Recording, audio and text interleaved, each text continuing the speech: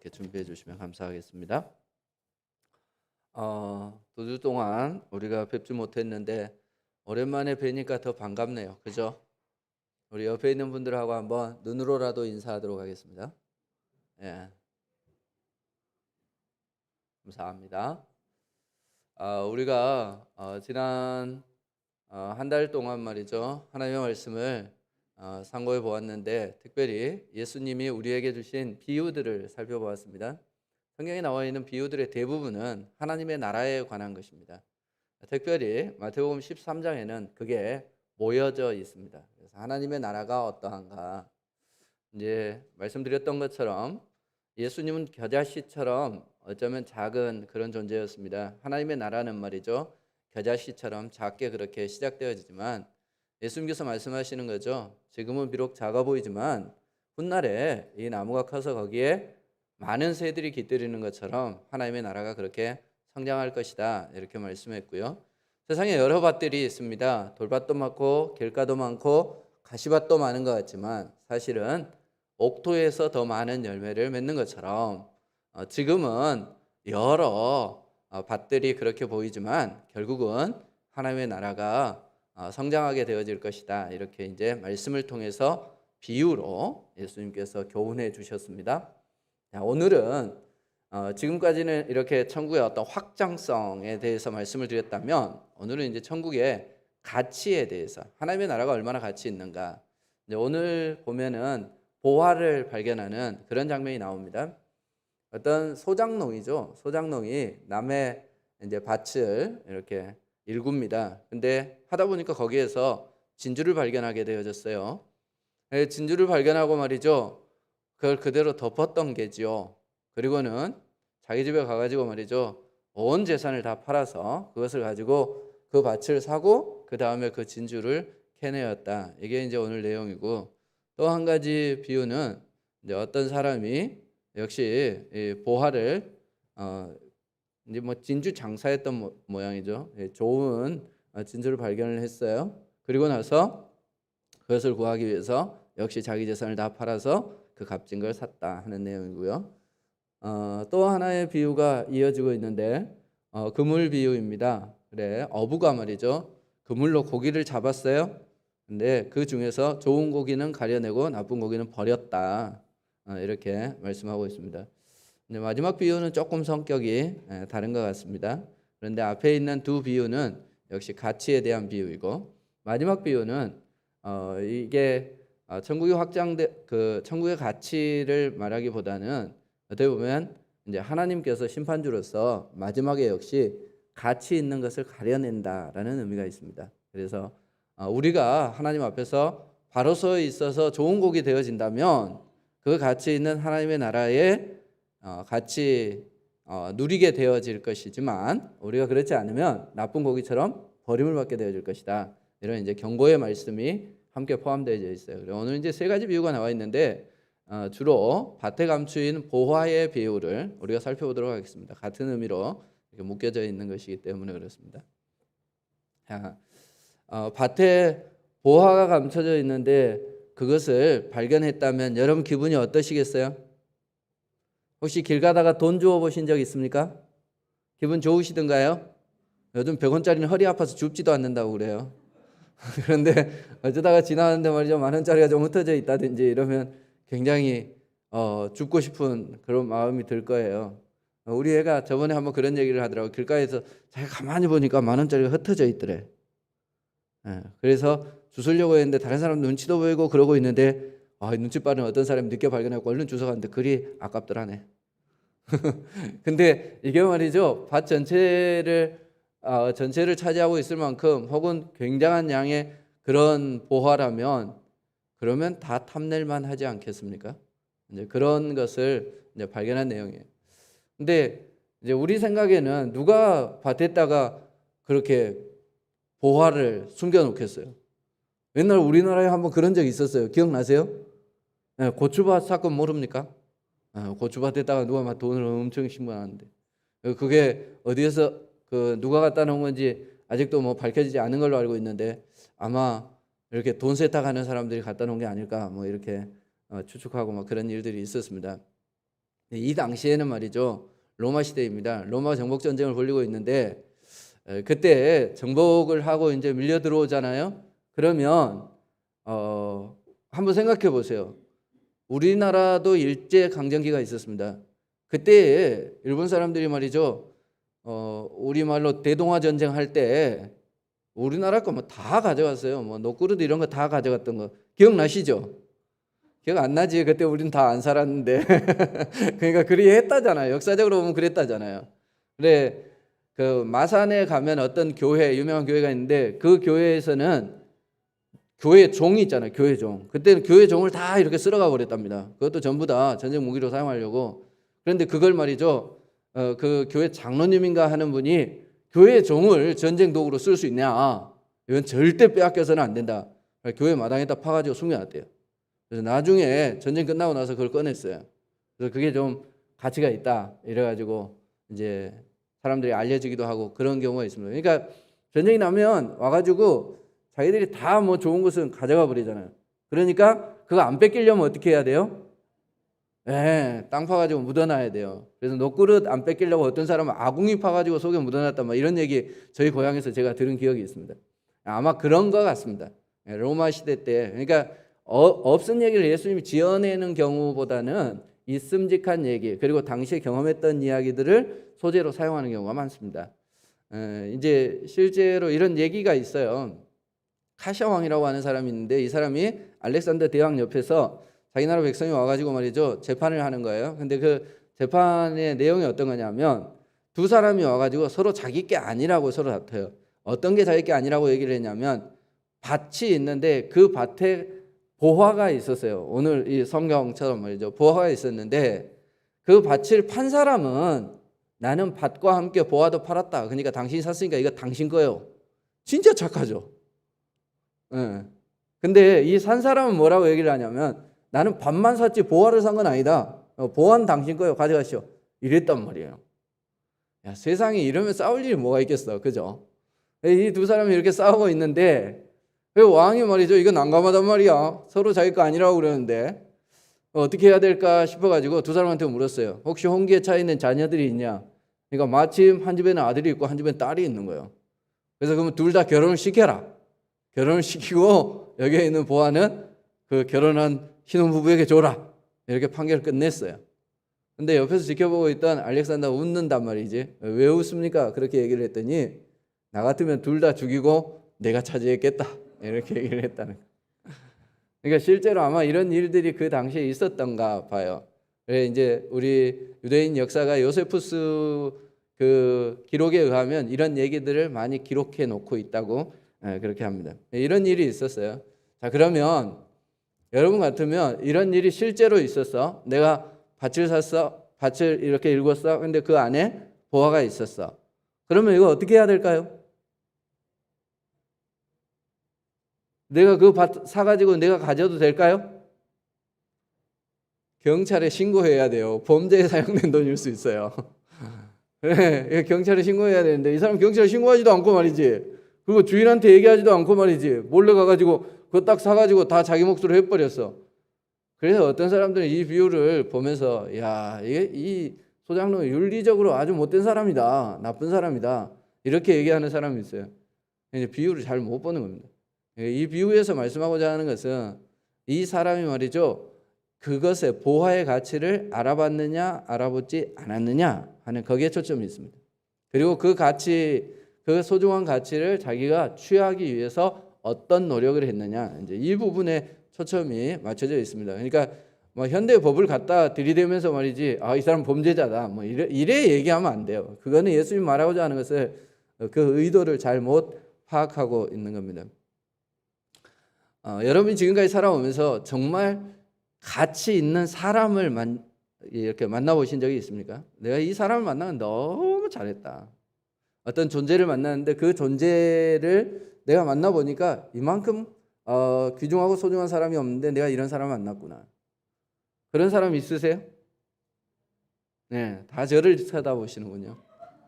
그렇다는 거예요. 우리가 이렇게 어떤 사람은 그렇잖아요. 이렇게 내가 결혼을 했는데 참 소중한 사람을 만났다. 아니면 내가 자녀를 낳았는데 참 소중한 자녀가 내 가운데 태어났다.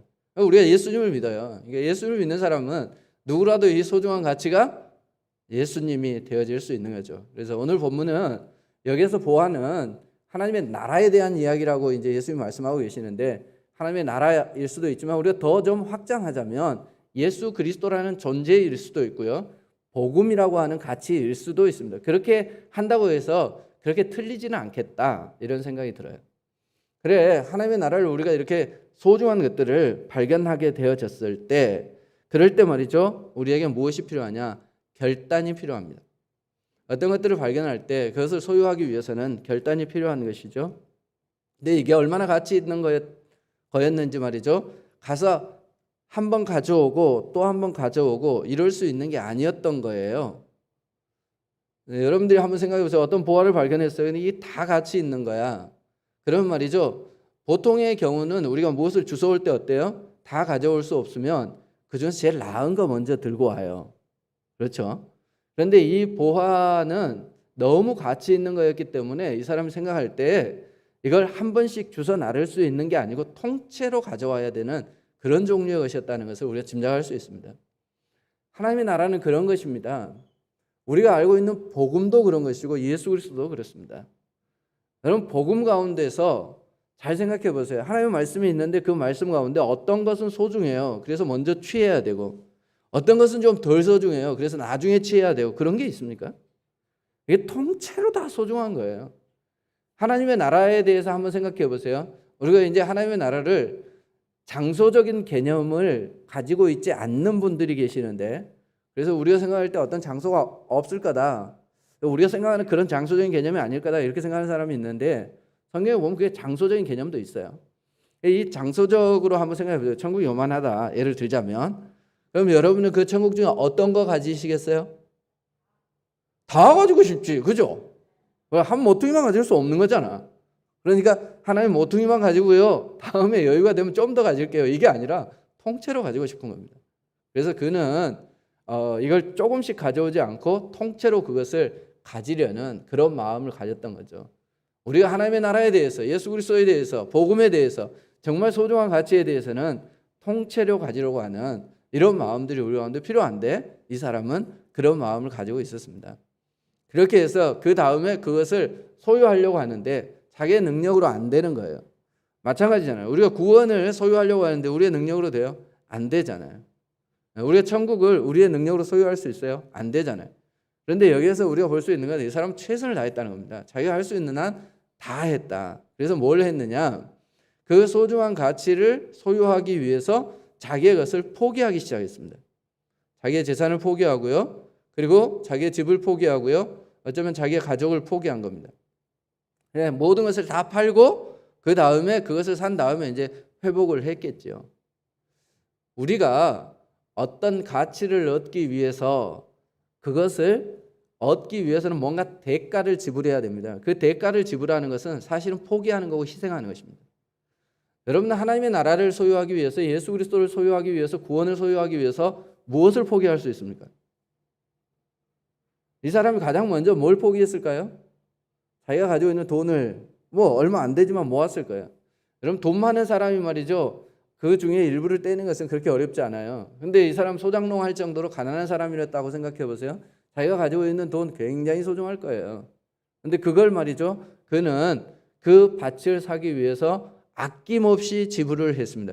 당연한 거 아니에요? 이 당연한 게 근데 우린 잘 안 돼요. 잘 생각해 보세요. 여러분, 물질과 하나님의 나라가 있다면 물질을 선택하실 것 같아요? 하나님의 나라를 선택하실 것 같아요? 당연히 물질을 선택합니다. 그렇죠? 아멘? 아니에요? 말은 다 그래지. 근데 실제로 우리가 말이죠, 보면 하나님의 나라나 복음을 선택하기보다는 당연히 물질을 선택하는 경우, 이게 말이죠, 지남철에 끌려가는 것처럼 그렇게 끌려간다니까. 그런 경우가 사실은 많아요. 부자 청년을 잘 생각해 보세요. 그는 영생을 갈구하는 마음이 있어서 예수님께 찾아왔습니다. 내가 어떻게 하면 영생을 얻을 수 있습니까? 그런데 말이죠, 야, 너 그 재산 다 팔아가지고 가난한 사람 나눠줘. 그리고 너가 나를 따라와. 이렇게 예수님이 말씀하시니까 그 고민하면서 돌아갔습니다. 여러분, 우리가 가치를 안다고 해서 말이죠, 가치를 따라가는 건 아니에요. 가치를 알아도 말이죠, 못 따라가는 경우가 많아요. 발목을 잡는 게 있다니까. 그게 못 버리는 거지. 그게 물질이었어요. 또 하나는 어쩌면 그는 말이죠, 집을 팔았을지 몰라요. 자세히 나와 있지는 않지만 집은 말이죠, 사람들에게 보금자리입니다. 안식처입니다. 우리가 하루 종일 그 직장 생활하면서 힘들잖아요. 힘든데 현관문 딱 열고 들어가면 그때 어떤 느낌이 들어요? 우리 집 냄새가 나. 그리고 우리 집 온도가 있어. 그죠? 그게 남의 집보다 썩 좋은 건 아닐 수도 있어. 그런데 말이죠, 내 집 냄새가 나면 현관문 열고 딱 들어가는 그 순간에 모든 긴장이 싹 풀려. 그리고 말이죠, 평안한 안식이 찾아온단 말이에요. 그래, 집이라고 하는 것은 그런 안식처예요. 나에게 힘을 주는 공간이고 말이죠, 충전하는 공간이에요. 그것을 포기하는 거 쉽지 않아요. 그런데 이 사람은 더 큰, 더 좋은 보화를 위해서 그것을 포기했어요. 사람마다 안식처 혹은 안식이 되는 것들이 다를 수 있습니다. 어떤 사람은 음악이 그에게 안식이에요. 다른 건 다 나에게서 빼앗아 가라. 하지만 나에게서 음악을 빼앗아 가지는 말아라. 이런 사람 있잖아. 그지, 지수야? 그런 사람이 있어요. 네. 이제 뭐 자기에게 좋아하는 게 있을 수 있습니다. 안식처가 될 수 있는 그런 것들이 있을 수 있는데 그걸 우리가 포기할 수 있냔 말이에요. 그걸 포기하려면 더 편안한 안식처를 발견했을 경우에 가능한 겁니다. 그러니까 예수님께서 우리를 초청하시잖아요. 수고하고 무거운 짐진 자들아 다 내게로 오라. 내가 너희를 쉬게 하리라. 시편 23편 기자가 얘기한 것처럼 푸른 초장 쉴만한 물가, 원수의 앞에서도 내게 상을 베풀 자를, 그것을 우리가 발견하기 전에는 내 안식처를 포기하기가 힘들어요. 그런데 말이죠, 우리가 그런 가치를 발견한 것입니다. 그래서 이 사람은 그것을 포기할 수 있었던 것이죠. 어쩌면 우리는 가족이라고 하는 가치를 포기해야 될 수 있습니다. 마태복음 10장에 보면 예수님께서 내가 너희들에게 화평을 주러 온 것이 아니라 검을 주러 왔다, 이렇게 말씀하세요. 그러면서 이 부자 간에 말이죠, 그리고 이 모녀 간에 혹은 시아버지와 그 며느리, 이런 어떤 사이들, 가족 관계에 있어서 불화하기 위해서 검을 주러 내가 왔다, 이렇게 말씀해요. 복음을 지켜내기 위해서, 더 큰 가치를 위해서 어쩔 수 없이 가족과 전쟁하듯 싸워야 되는 그런 순간이 너희에게 닥칠 수 있다는 겁니다. 실제로 우리나라에서는 굉장히 유교 문화, 이 제사 문화, 이게 강했기 때문에, 예수 믿는 것 때문에 전쟁을 치르듯이 그렇게 예수를 믿었던 그런 사람들이 정말 우리 주변에 많이 있습니다. 그런 케이스인 것이죠. 너가 더 좋은 가치를 위해서 너의 가족의 반대조차, 혹은 그 가정 안에서 전쟁을 치르는 것처럼, 전쟁을 치르는 것조차 너가 불사할 수 있느냐? 이 사람은 어떤 의미에서 그렇게 한 겁니다. 예수님께서는 말이죠, 예수님의 그 어머니와 동생들이 찾아왔을 때 제자들이 얘기를 했죠. 당신의 어머니와 동생이 찾아왔어요 라고 얘기했을 때 예수님이 뭐라 그래요? 누가 내 부모이고 누가 내 형제인가? 그래, 나를 따르는 너희들이 내 형제이고 부모다라고 예수님께서 말씀하셨어요. 거기 그 말씀을 들으면 예수님 참 냉정한 사람이네. 이 사람 완전 말이지, 그 자기를 따르지 않는 사람은 이렇게 탁 칼로 무를 베는 것처럼 잘라내버리시는 분이구나, 이렇게 생각할 수 있는데 예수님 그렇게 냉정하신 분이 아니에요. 예수님이 십자가에 달려 돌아가실 때 가상칠언을 하셨는데 그 7마디 말 가운데 뭐가 있습니까?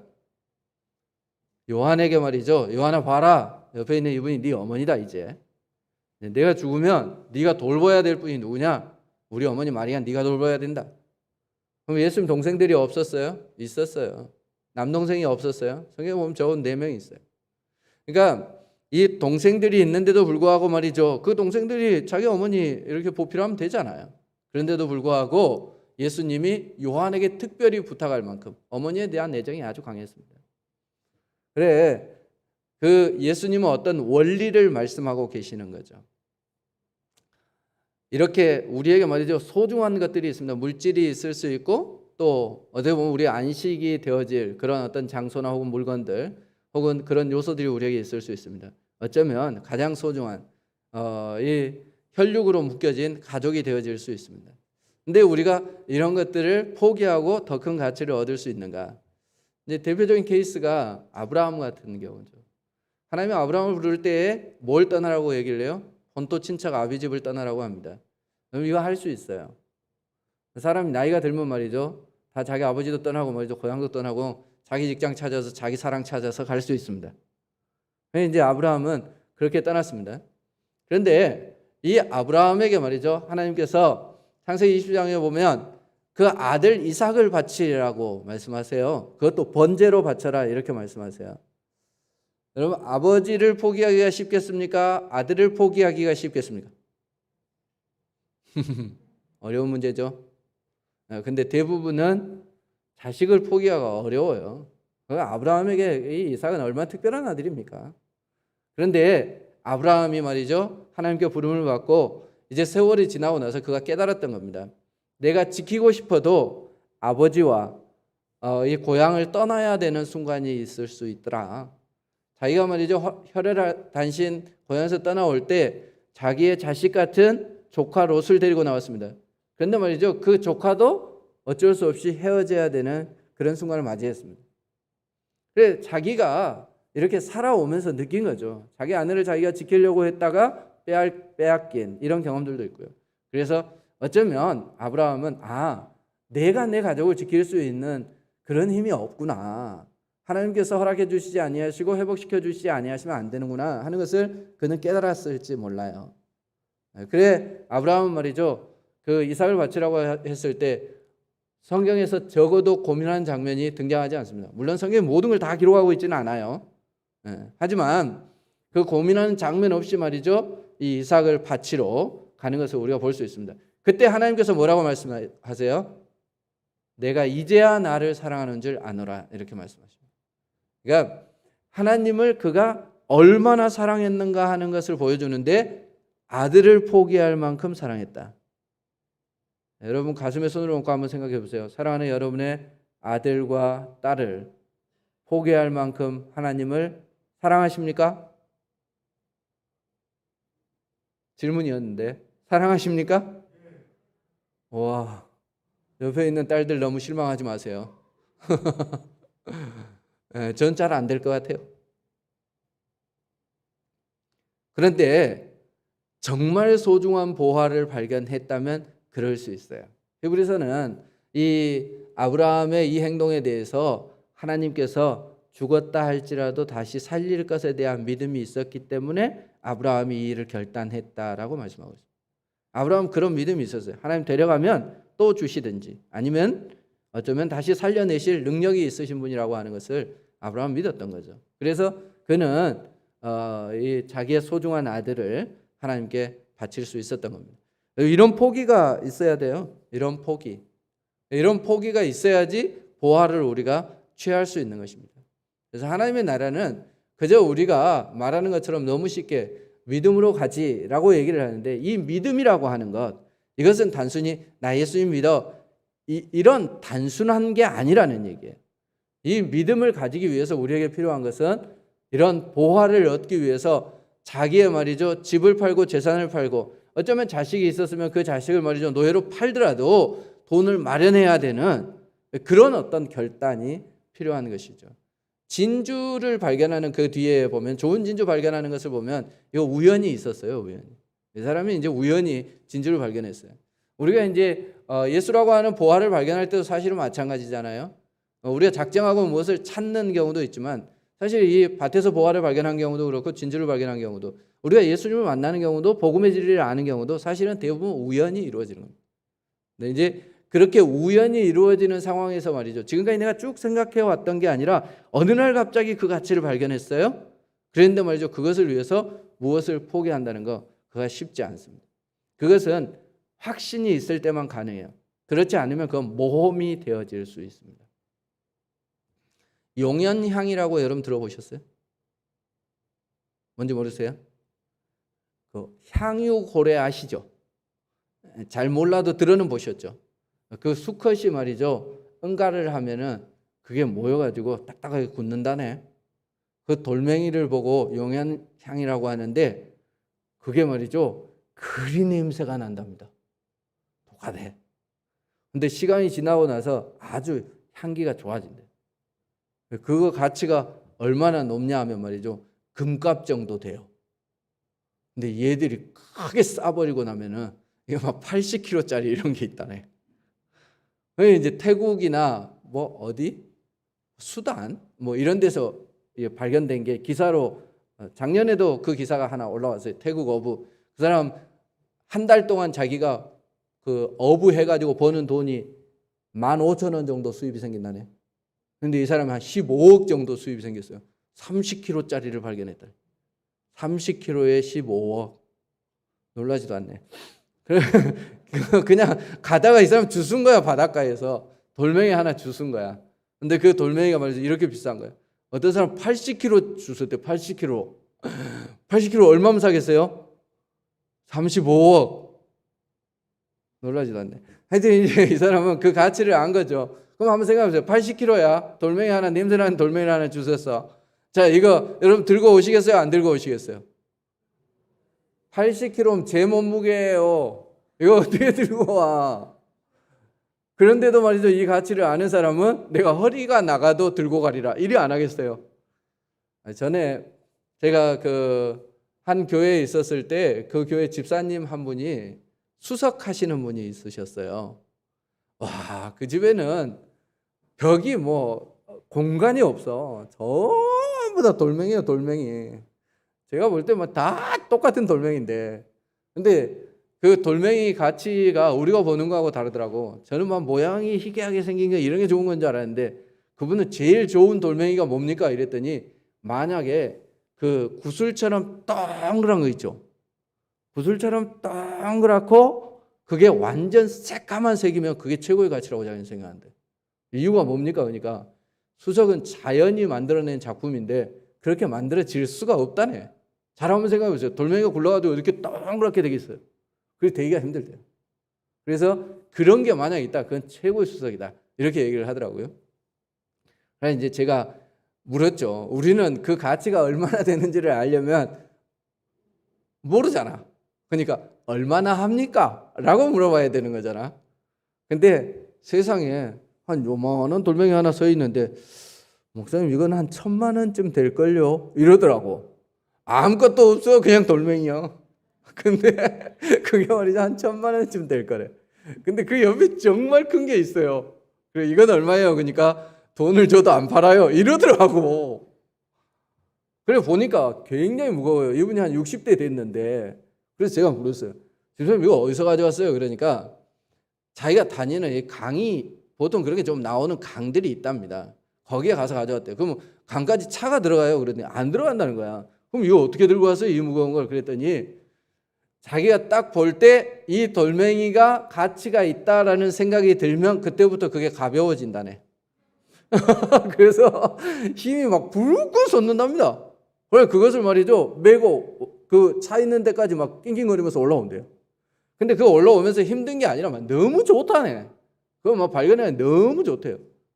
그래 나중에 와서 보면은 이제 딱 놔두고 다시 들라 그러면 안 들어진대. 초인적인 힘이 나온대요. 사람이 말이죠 우리 같으면 그거 들고 오겠어요? 모험이죠, 모험. 그런데 그 사람은 확신인 거죠. 믿음입니다, 여러분. 우리가 무엇인가에 투자할 수 있고 포기할 수 있는 것은 모험이 아닌 확신 때문에 가능한 거예요. 우리가 정말 예수 그리스도를 믿는다면 말이죠. 아무리 무거운 돌, 내 힘에 붙이는 돌이라도 들고 얼마나 용기가 생기고 힘이 생기는 거예요. 남들이 볼 때는 말이죠. 어떻게 믿음을 가지고 예수 믿는다고 말이지 다른 걸 다 포기하냐? 어떻게 집을 포기하고 어떻게 재산을 포기하고 어떻게 가족을 포기하냐? 이렇게 얘기할지 모르지만 말이죠.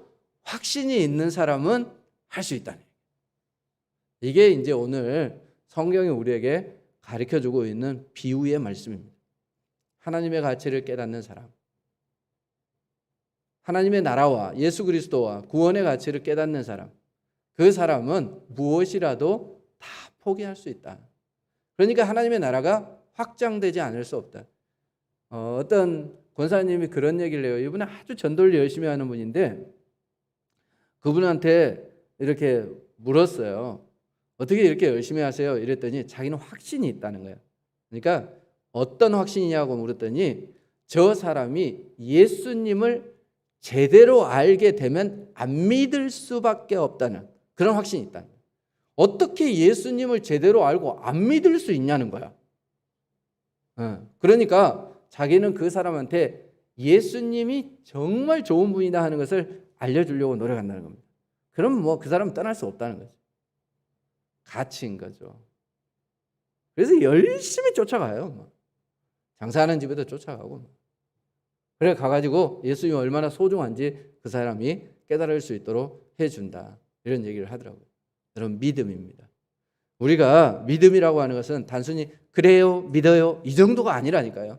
믿음이라고 하는 것은 초인적인 힘을 발휘할 수 있는 거고요. 믿음이라고 하는 것은 지금까지 내가 가장 소중하게 생각했던 그것을 말이죠, 포기할 수 있는 것, 그게 믿음입니다.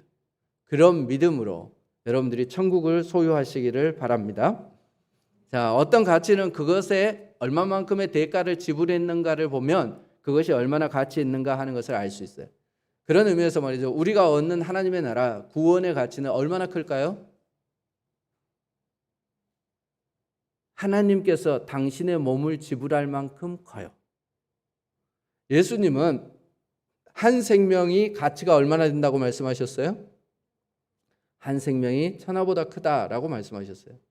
하나님의 형상을 닮은 사람 하나가 천하보다 가치가 있어요. 옆에 있는 분들을 한번 봐보세요. 값어치 있어 보입니까? 우리의 가치가 그 정도 된다면 하나님의 가치는 얼마나 될까요? 이건 뭐 평가할 수 없는 겁니다. 근데 그 하나님께서 자기를 지불하고 그리고 얻게 만든 게 뭐예요? 구원이에요.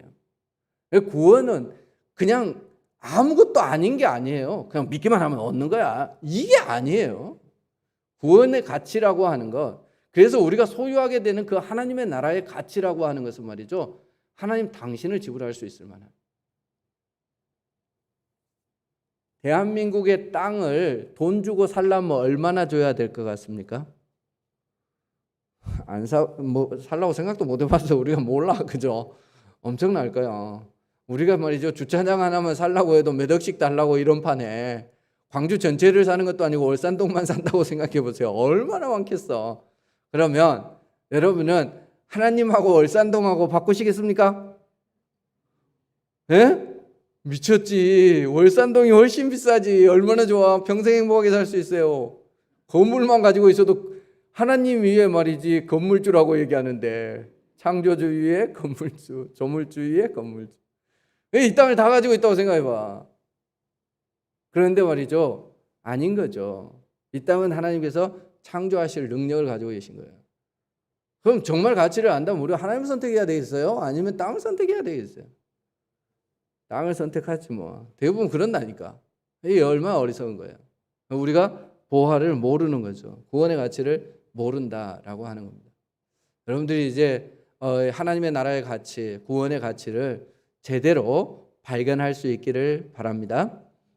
또한 더 우리가 생각하자면 이런 거예요. 아까 말씀드렸던 것처럼, 그렇다면 구원받을 생명의 가치가 정말 천하보다 크다 하는 것을 우리가 인정할 수 있는 것입니다. 그래서 복음을 증거하고 말이죠, 예수를 믿는 사람들, 그 사람들이 이 땅에서 늘어나는 것, 이게 얼마나 가치 있는 일인지 몰라요.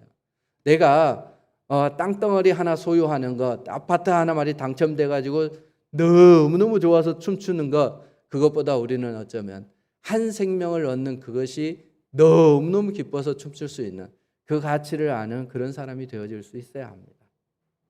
우리 교회에 속해 있는 모든 성도들이 하나님의 나라의 가치와, 그리고 말이죠, 죽어있는 많은 영혼들이 복음 안에서 깨어 생명을 얻는 그 가치를 발견하고, 그렇다면 어떤 거라도 포기하고 지불할 수 있는 그런 각오, 그것이 참 믿음의 삶인 것을 기억할 수 있는 그런 우리들이 될 수 있기를 바랍니다. 기도하겠습니다. 고맙습니다. 하나님, 오늘 우리가 이렇게 하나님 나라의 가치, 또 예수 그리스도의 가치, 그리고 예수를 믿고 구원을 얻을 이들에 대한 가치 생각해 볼 수 있도록 도와주시니 감사를 드립니다. 우리가 보화를 발견할 수 있는 그런 안목을 가지게 하여 주옵소서. 무엇보다 새 생명을 얻는 이것이 얼마나 소중한 것인 줄 알고 내 자신이 새 생명을 얻기 위해서 모든 것을 지불할 각오를 하며, 또한 우리가 다른 생명들을 구원하는 그 일에 모든 것을 소비하고 또 대가를 지불할 만한 그런 준비가 되어져 있는 저희들 될 수 있도록 도와주옵소서. 예수님 이름으로 기도드립니다. 아멘.